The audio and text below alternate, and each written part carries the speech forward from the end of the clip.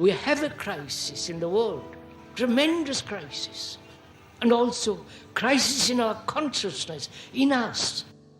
I see the urgency of change, radical revolution, mutation in the mind. I see it. It is necessary. There is complete quietness of the mind, and that which is silent has vast space. Only then that which is nameless comes into being. This is Urgency of Change, the Krishnamurti podcast.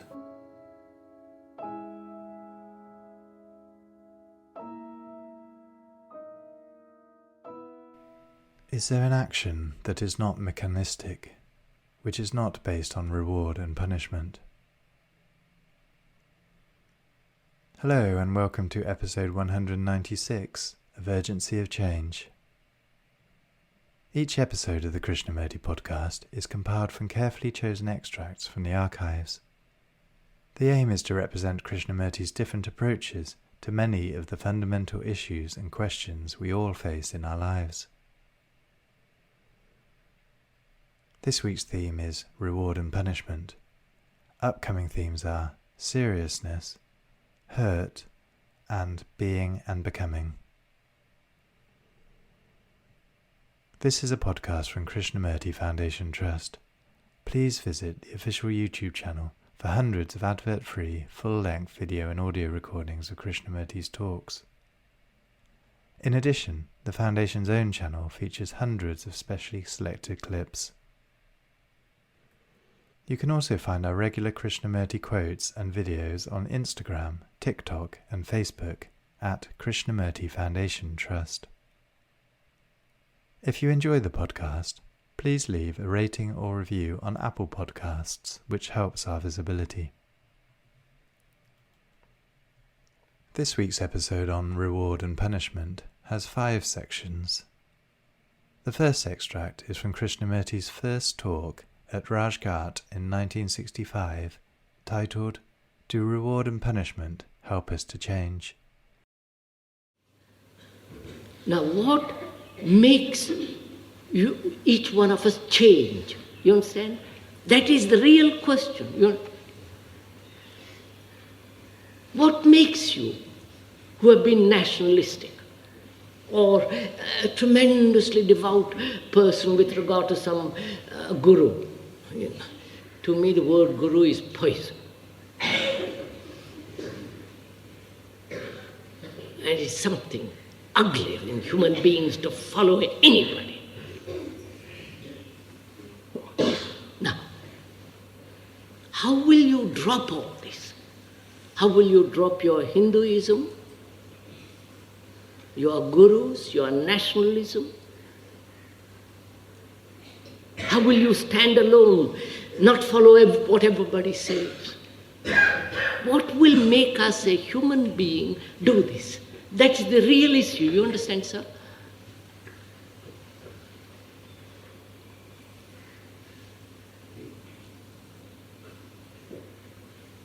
What will make you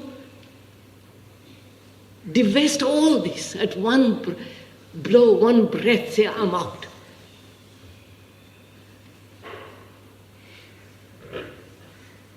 Probably most of you haven't thought about all this at all.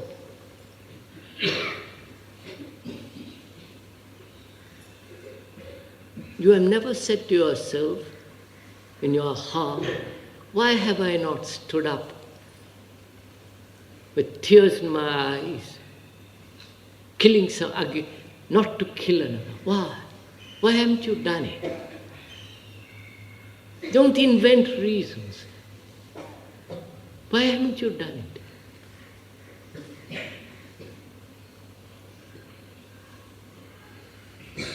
And what will make you change? So that is the real issue.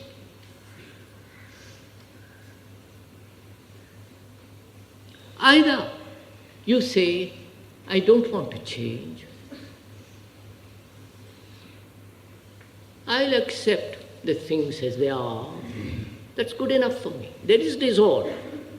There is misery. There is poverty. There is starvation. There will be wars. There have been wars for the last 5,000 and odd years. We'll have some more wars. What does it matter? The world is a maya anyhow. And what does it all matter? You either accept it, as most of you apparently do,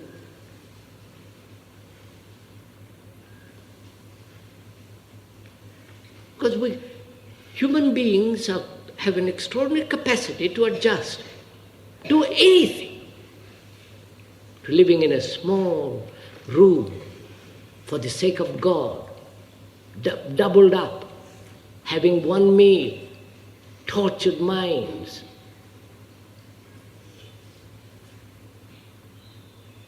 Or to the appalling bestial conditions of war.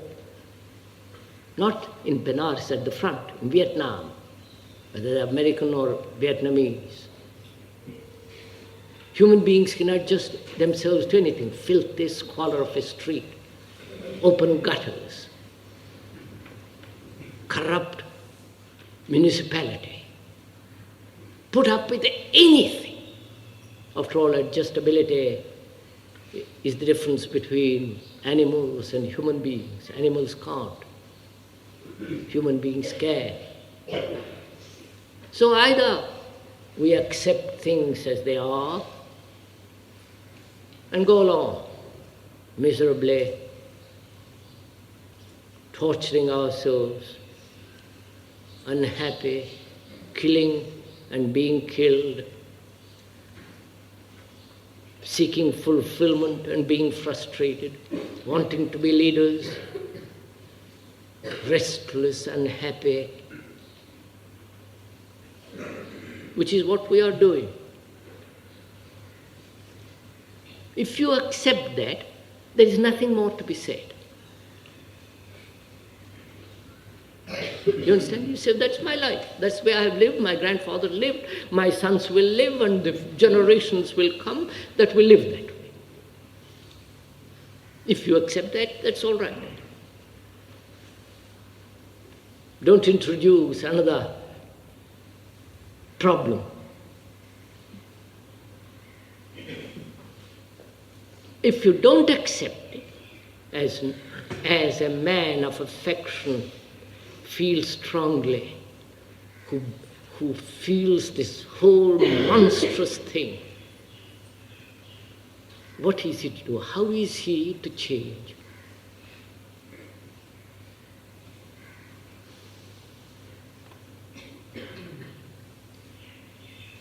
How is he to bring about a mutation within himself? And that mutation perhaps will not or will affect the society. But that is irrelevant.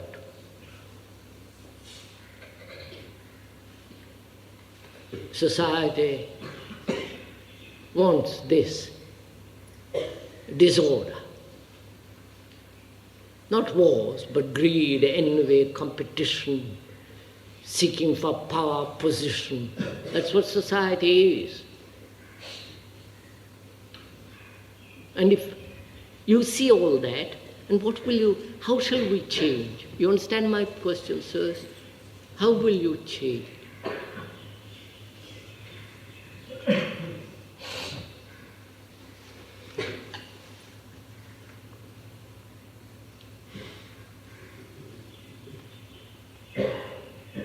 May I proceed?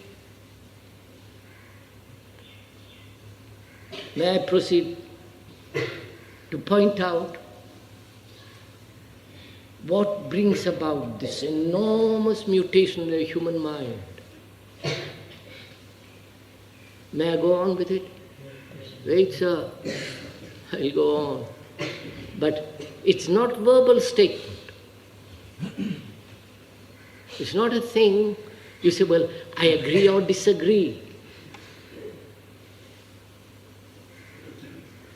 Because you see the disorder, and therefore you have passion. Not say, well, show me the way, and if I like it, I'll follow it. We're not talking of like and dislike. what is convenient, what is not convenient. Not in terms of communist, socialist, or whatever you are, Hindu, Buddhist. We are talking non-verbally, factually, the necessity of tremendous human change.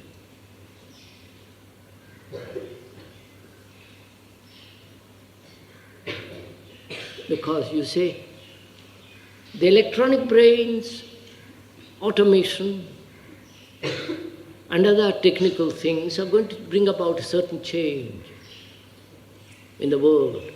Man is going to have more leisure, perhaps not yet in this country. It's coming in Europe.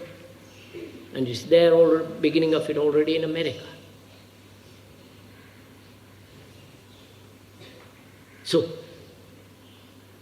all these things, automation, computers, wars, nationalism, this splitting, this religious differences, all this, to face all this and to break through all this, there must be in each one of us, as a human being, not as a collective group belonging to some organization, but as human beings, how will you change? And what is the thing, what is the element, what is the energy, what is necessary to break down this tremendous destructive chaos in which one lives?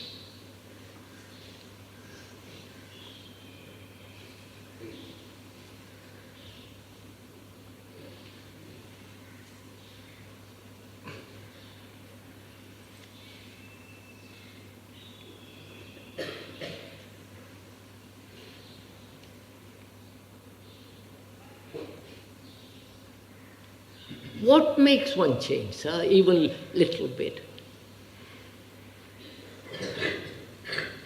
Say, for instance, you smoke. If you do, what will make you drop it?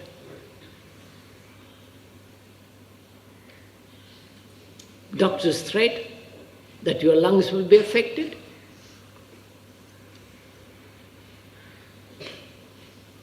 And that's one of the ways of making you drop smoking, through fear, right? Or punishment or reward. Those are the only things that will force us to change. Punishment or reward. Heaven and hell. Next life, therefore behave this life.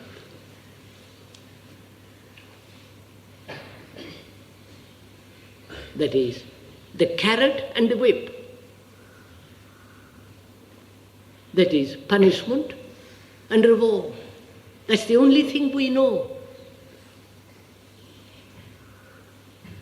If it gives me greater profit, greater satisfaction, greater energy, greater amusement, greater excitement, greater adventure, I will do it. Now, any change taking place through punishment and reward is that change. Please, sirs, you have to answer this question, not me. So don't go to sleep.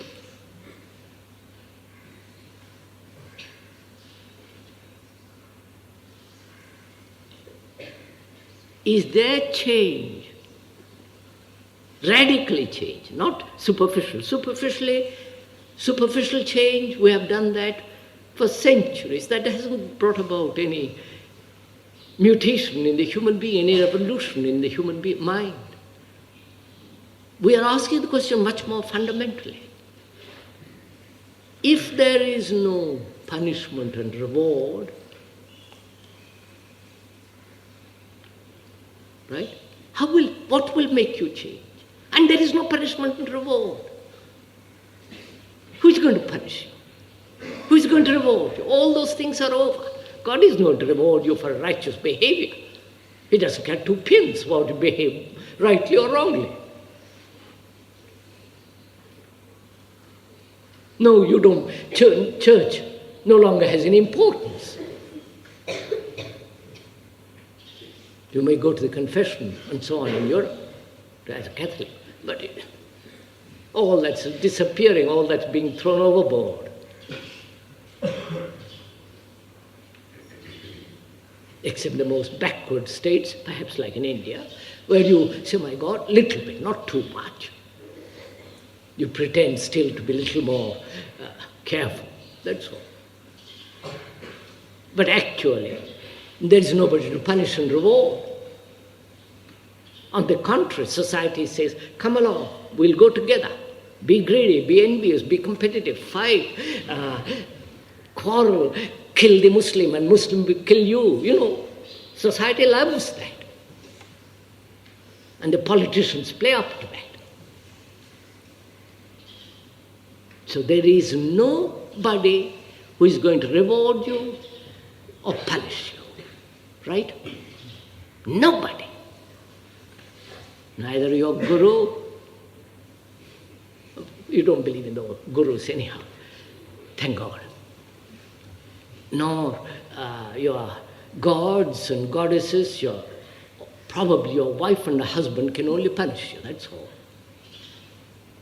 If you're a family, your wife may say, sorry, I'm not going to sleep with you tonight, or I'm not going to do this or that. That's all.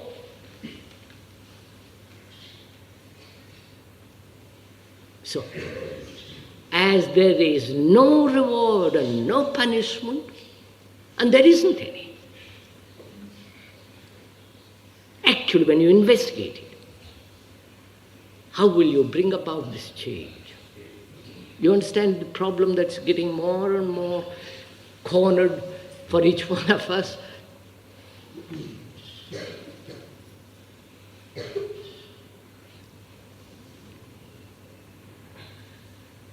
If this is a problem to you, and it must be, if you're at all thoughtful, serious, if you have watched the world's events, seen what is taking place in this country,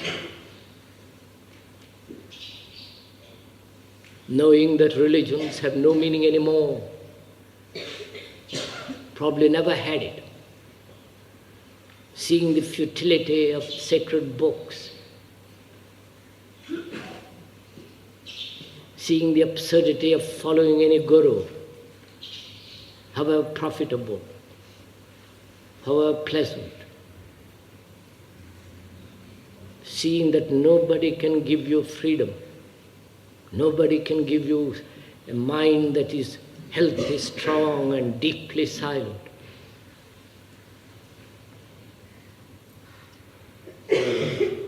And that no society, nobody is going to punish you or reward you. Seeing all this and realizing that human beings must change radically, fundamentally, deep down.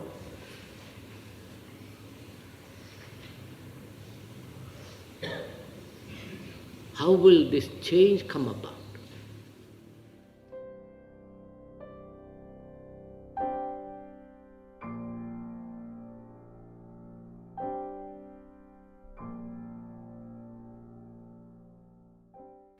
The second extract is from the third talk in Madras, 1985, titled Pleasure, Reward and Punishment.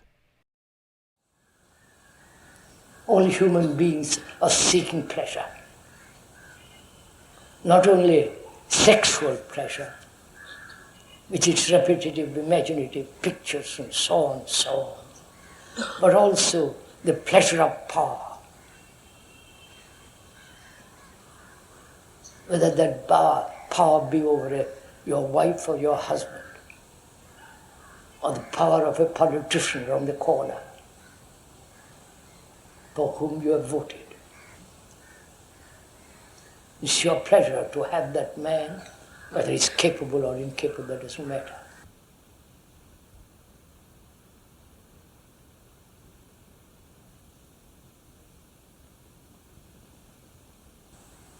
To put him in that place, it's your pleasure. And it's your pleasure to possess something.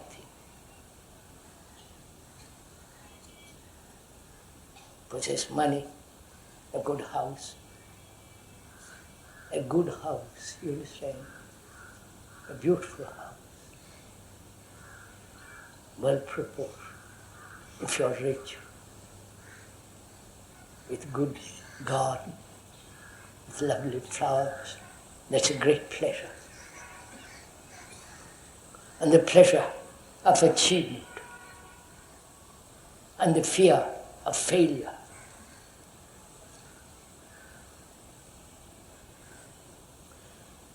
And pleasure is based on the principle of reward and punishment. Is that right?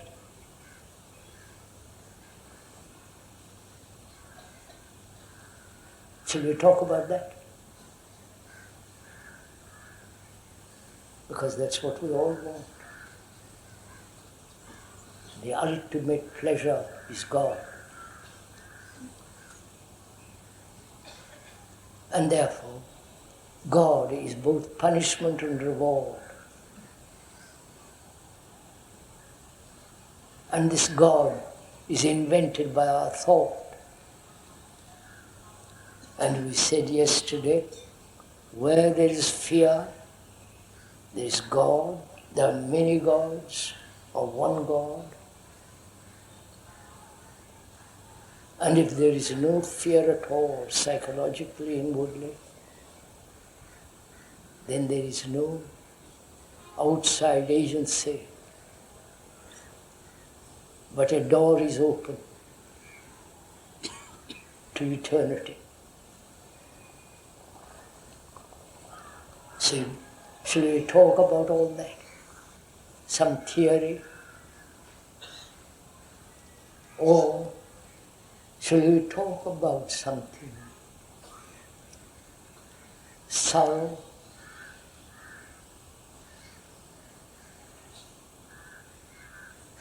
Or talk about something much closer, though we do have sorrow, each one of us, or have had sorrow, but we'll come to that presently when there is time. We ought to talk over together as two friends. This is not a lecture. This is not something to be to inform you or to instruct you. But this is a dialogue between you and the speaker. And the speaker would like to raise a question whether we are only functioning with one or two senses, or whether we are functioning with all our senses.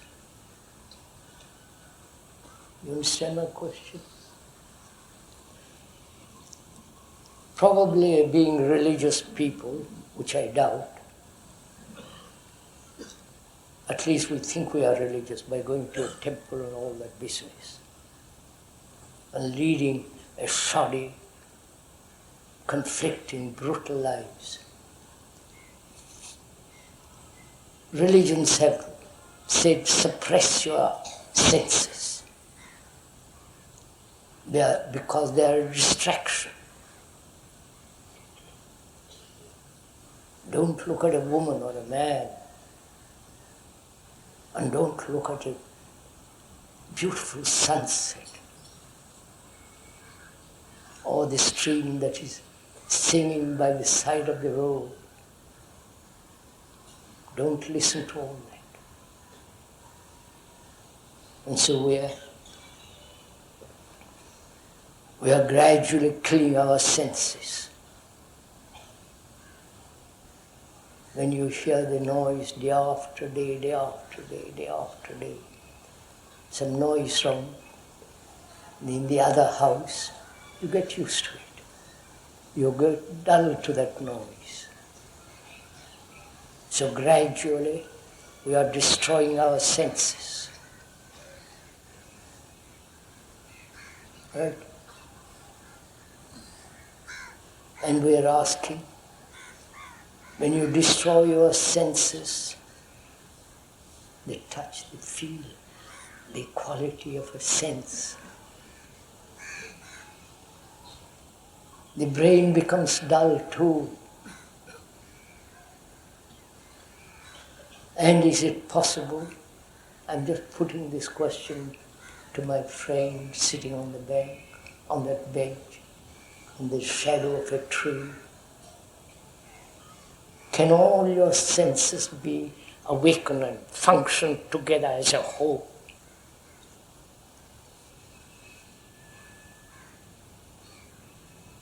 Have you ever tried it? Then you will find when all your senses are active, not sexual senses only, but all your senses. The seeing, the hearing, the touching, the emotion, the thought, all of our senses. Because thought is a material process.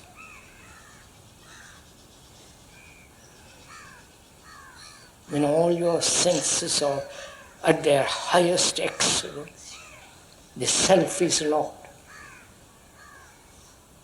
It's only when there is partial, dull operation of one or two senses, then the self builds up.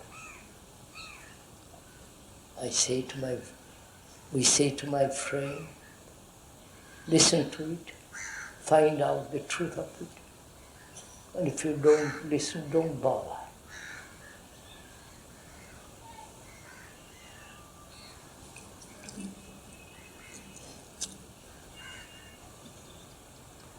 We talked about pleasure and all the implications of pleasure. Essentially based on reward and punishment. To avoid punishment, you understand, not physical punishment, but the sense of being losing, sense of not having. The having is a reward, and the losing is the pain. So we live our daily life on this principle, reward and punishment. You reward a dog to obey you and gradually train him to obey you. And if jolly well obeys you, come to heel. If you have a dog, have you a dog? No.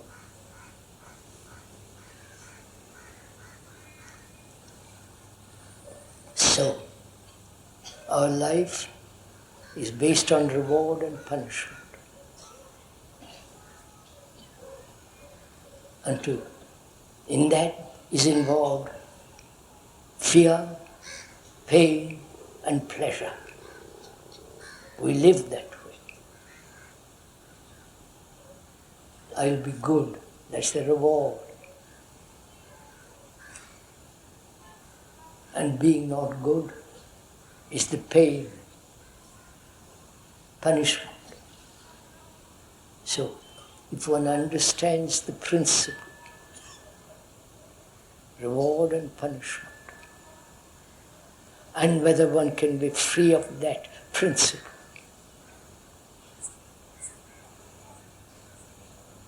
then life is entirely different.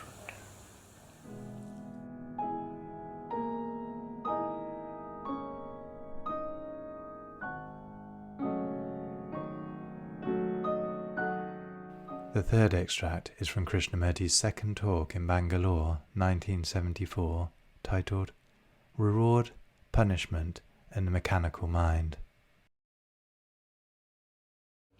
Behavior, relationship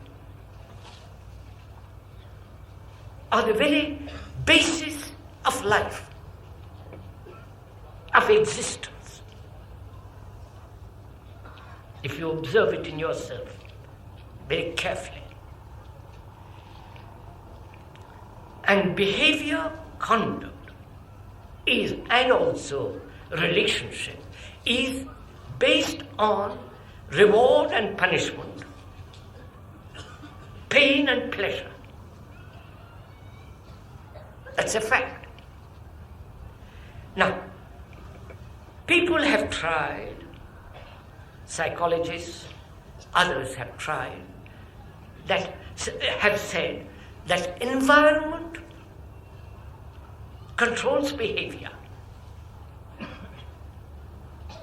Environment shapes behavior. So change the environment, then human behavior will also change. That has been a revolutionary theory of the communists, of the various types of materialists, of which you are. Don't fool yourself that you're not materialists. You are entirely materialistic people, though you may pretend that you are very non-materialistic. So, there have been various schools and philosophies. I'm using the word philosophy in its ordinary sense. Not the love of truth in daily life. That's what the real deep meaning of that word is. Various systems, revolutions, ideologies, scientists, psychologists have said change the environment. For God's sake, change society, the structure of society. Then, because the human mind is so adaptable, it will then behave according to the social change. And it has been proved over and over again, it doesn't happen. The mind is so cunning, capable, it transforms the society. And they have tried, all psychologists, religious people, to establish a real human relationship between each other. Love God. We're all one in God. We all are brothers. You know, the whole gamut of all that. And yet they have not succeeded. Because we human beings are what we are.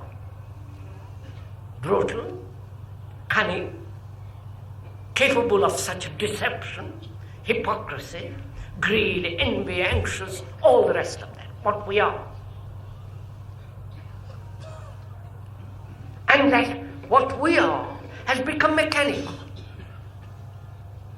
I'm a Hindu, I'm non-Hindu, I'm a Muslim, non-Muslim. You follow? I'm a communist, non. We are mechanical. Our minds have become mechanical. Now the problem is this. If you are really interested in this question, whether behavior and the responsibility of relationship can be freed from pleasure, pain, reward and punishment. That is the basis of a mechanical mind. Because a mechanical mind is always pursuing pleasure, always seeking reward and afraid of punishment. If you watch yourself, your temples, your gods, your morality, your religious sanctions are based on this principle of reward and punishment. If you behave properly in this life, you will be an angel next life, or a little more intelligent next life. If you are good, then you will have more money next life, a better palace. If you're bad, you live in a hell or in hell. This is the principle on which all our conduct is based. Pleasure, pain, reward, and punishment. And that has become our mechanical process. What gives me pleasure, I pursue at any price. God being the highest form of what I think is pleasure. Or I worship the state because that gives me a position, that gives me pleasure, that gives me satisfaction, and so on, so on, so on. Now the question is, all behavior, conduct, based on this principle must be mechanical. As you have observed in your life. Now, is there a behavior, a conduct, which is non-mechanistic? Which means which has no friction. Right? Has the speaker made the question clear, the problem? Because if we don't understand the problem, I'll go into it again, differently. But if you understand it, we can proceed. Now, what is the action or behavior or conduct which is non-mechanistic?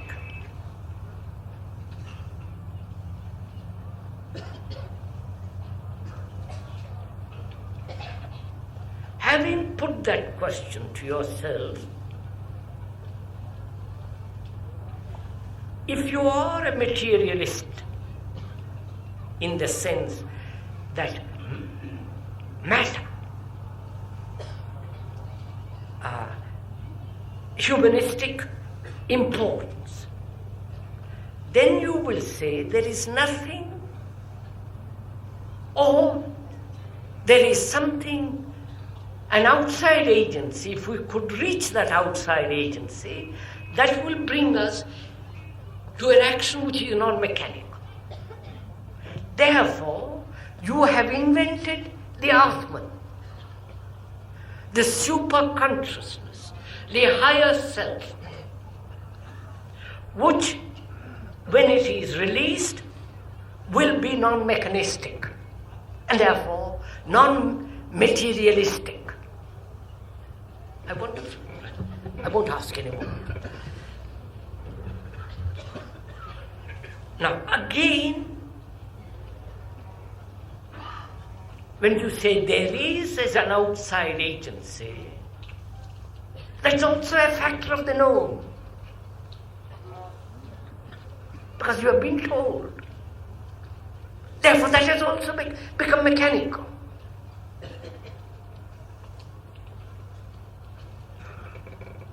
So, is there an action which is not mechanistic,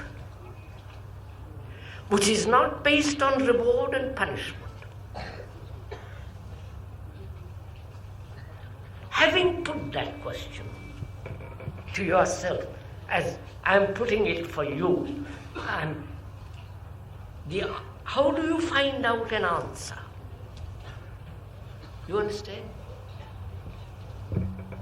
I've asked you, is there a behavior, an action, a conduct, a relationship in which there is no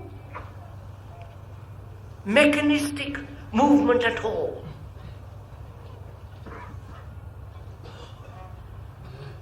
So how do you find out the answer?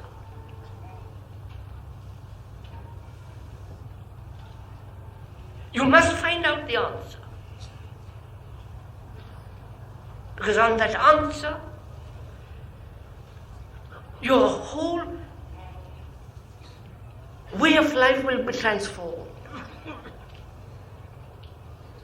Because then you will not be dependent on reward or punishment. Therefore you will be acting totally afresh. Therefore the mind becomes then non-mechanistic. And therefore a regeneration takes place.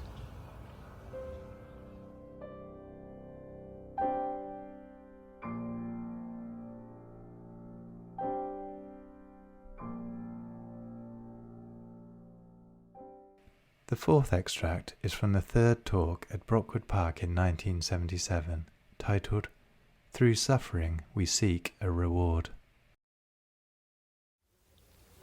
So please, we are journeying together into this question.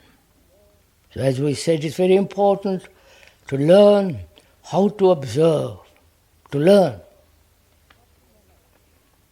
That is, not to memorize, because that becomes mechanical, but to learn to observe, not to accumulate. The art of observation, which is to observe without any distortion. And there is distortion only when there is fear. When you say, I must get rid of sorrow.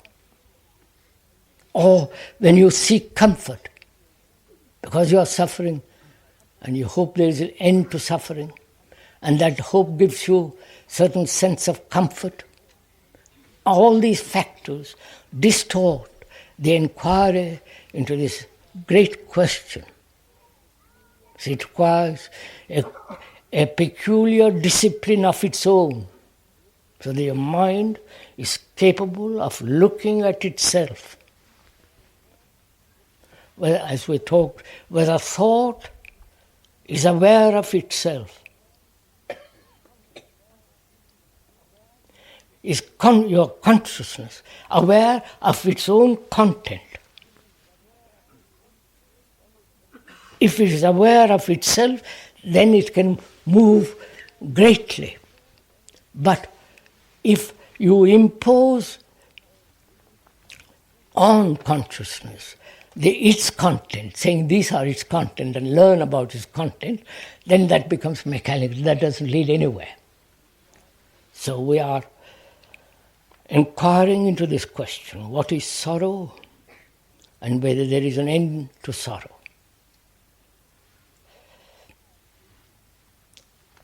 What is sorrow? Why does one suffer? Is it that one has lost something that one had? Or there is suffering because you have been promised a reward and that reward has not been given? Because we are educated through reward and punishment. And we are asking, is there sorrow because you have no rewards, heavenly or earthly rewards? Does one suffer because of self-pity? Because you have not everything that somebody else has. You're not so bright, clever, intelligent, nice looking as the other. Therefore, through comparison, is there suffering? Please follow all this. Do you suffer because through comparison, measurement, you suffer? You suffer because through imitation you have not been able to achieve that which you are trying to imitate. Is there suffering because you are not trying to conform to a pattern and never reaching that pattern fully, completely? So, one asks very deeply, what is suffering and why does one suffer?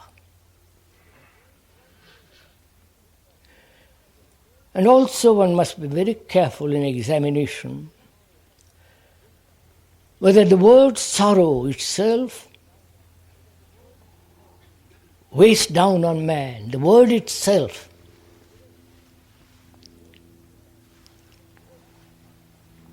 we have praised sorrow. We have romanticized about sorrow. We have made sorrow into something that is essential in order to find reality.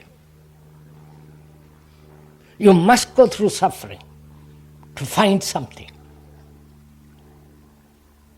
To find love, pity, compassion. So, we seek through suffering a reward. And is the word suffering, sorrow, bring about the feeling of sorrow? Please examine all this as we're going along.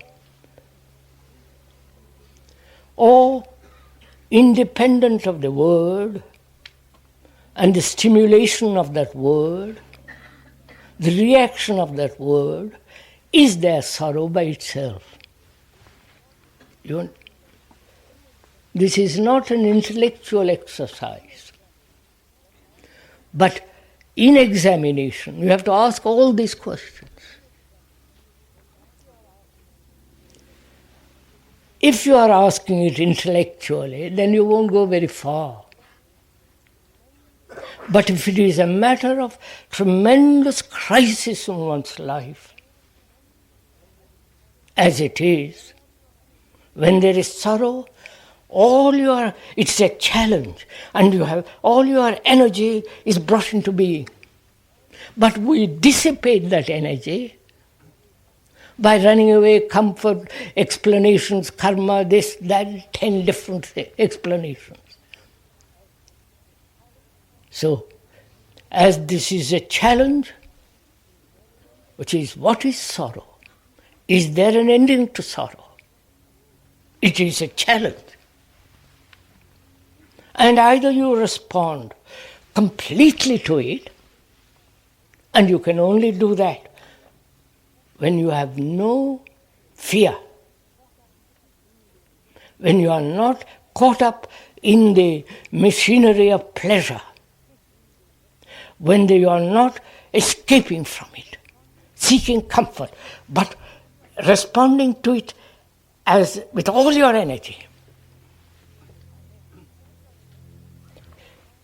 Then that response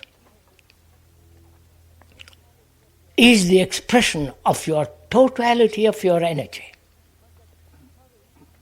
Right? Because that sorrow is a tremendous challenge. So, what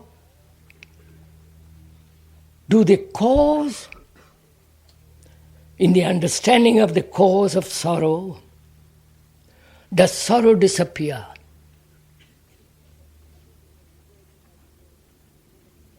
I may say to myself, I'm full of self-pity, and if I can end self-pity, there'll be no sorrow. So I work at getting rid of it.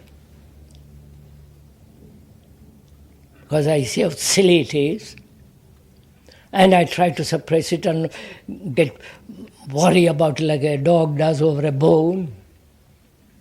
And thereby intellectually think I'm free from sorrow. But the uncovering of sorrow, the cause of sorrow is not the ending of sorrow. I hope. Because the searching of the cause of sorrow is a wastage of energy. Sorrow is there, demanding your tremendous attention.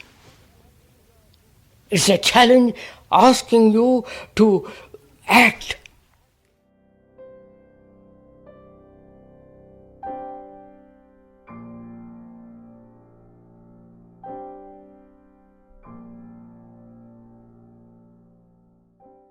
The final extract in this episode is from Krishnamurti's fourth talk in Santa Monica, 1974, titled, "There is no reward in meditation." Now from there we can proceed. What is meditation? Not how to meditate. That is too childish. When you ask how, you're asking for a system. You're asking for a method. And when you practice a method, a system, as we have pointed out, your mind becomes dull, insensitive, following a routine. Because the how means a reward. And a mind that's seeking a reward in meditation, either through experience or whatever, a reward, better stop what it calls meditation, because meditation is not rewarding. There is no reward. If that's all clear, then we can begin to find out what is meditation.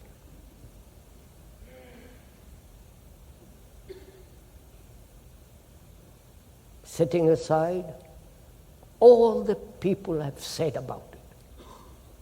Not out of your vanity, not because you say, I know more, and they don't, but you are learning for the first time, as it were, what is meditation. And therefore, not knowing, you begin to learn, which means there must be great humility.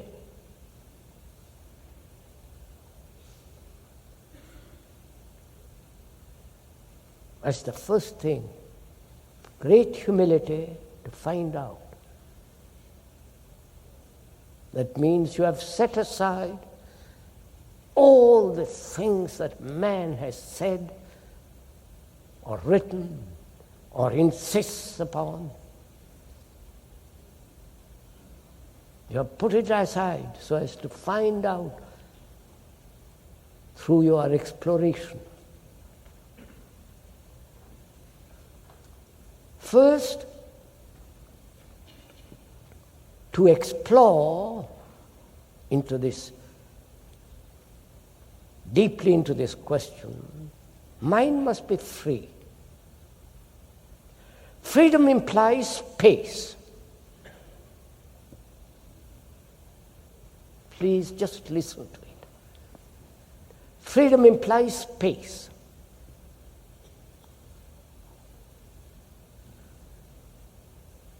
Have you space in your mind? Or is your mind crowded with all kinds of things? With knowledge, chattering, desire, pursuit of pleasure, occupied endlessly about something or other. When a mind which is consciousness is occupied, there is no space.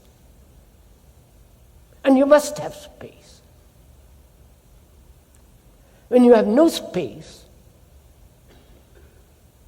as outwardly in cities, living so close together in innumerable boxes, which are called flats,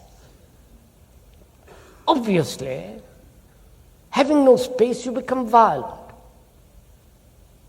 Or, to escape from the lack of space, you want entertainment. Please see all this. And have you space? Space in the sense not created by thought. Thought can imagine, speculate about space. Space being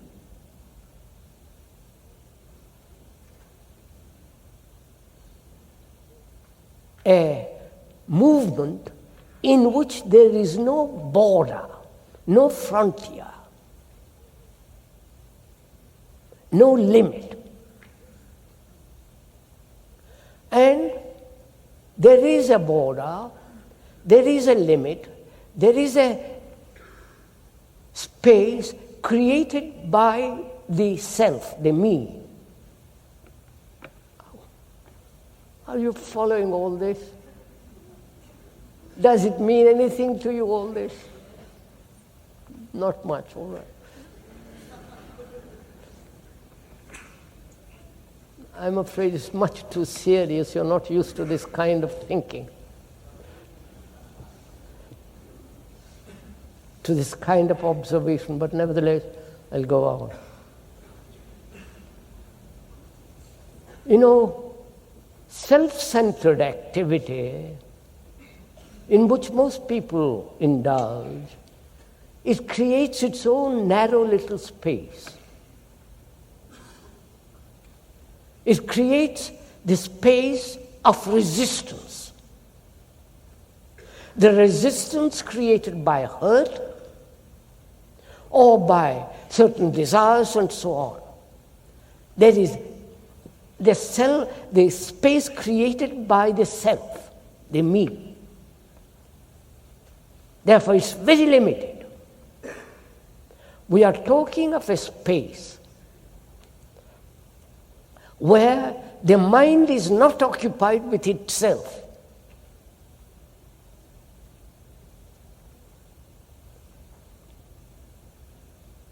And space implies also having no direction.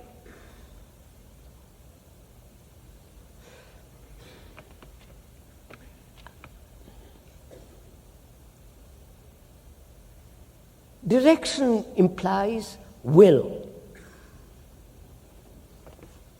Direction implies achievement, go from here to there, and achieving that. And to achieve that, exercise of will. And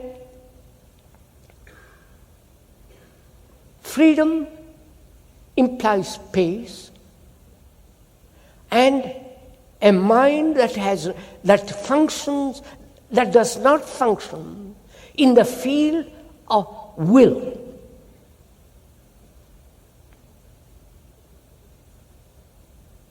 Which means the total absence of the me, with all its selfishness. Can the mind live without time, which is movement, from here to there, time being measurement, time being thought? Can thought, which is measurement time, come to an end so as to allow space? And this is part of meditation. Because without space, the mind cannot be completely silent. And silence is necessary. Because it's only in total silence there can be perception, there can be a listening. And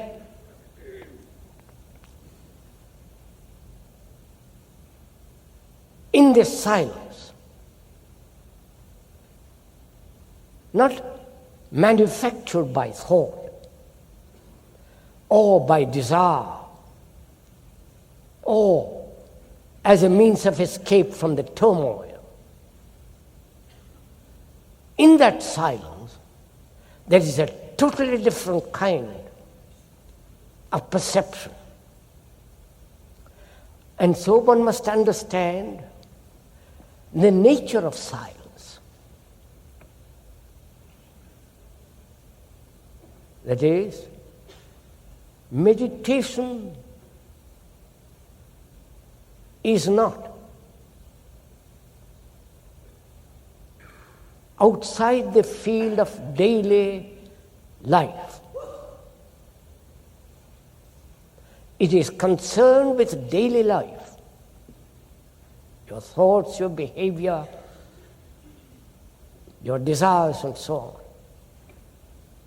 Meditation implies freedom from all self-imposed or exposed controls, which does not mean to do whatever you want to do. In that understanding of freedom from control, there is order. That order is brought about, comes naturally, through the understanding of the disorder of our lives. And from there, meditation is the understanding of space,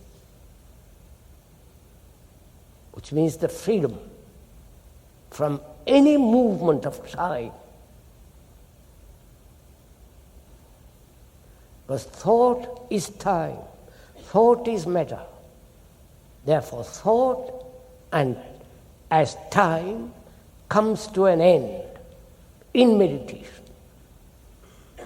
And in that freedom, there is silence. Not the silence between two noises, not the silence between in the interval between two thoughts or between two experiences. It is beyond all that, because it's only in complete silence can the mind, which in itself is silent, can see something which is immeasurable, timeless. All that is meditation. In which there is no experiencing at all. Because the experiencing implies the experiencer, the one who sees or desires experience. As we've talked about it, and I won't go into it again, there is freedom from experience. And therefore, the mind is a light to itself. It's only the mind that is caught in darkness, in illusion, in pain, that seeks something beyond itself. When the mind itself is completely alight, aware, totally attentive, such a mind does not need or demand experience, because there is no experiencer. Then only, if you have gone that far, and if you have been really serious, putting aside all the petty little achievements and desires and appetites, then only, when the mind is completely still, without any compulsion, reward or punishment, then only you will find out for yourself, or rather the mind will come upon that which is sacred, the nameless. And anybody who says, I've experienced that, beware of that person. You cannot experience it. It is there, and it's there for you to see.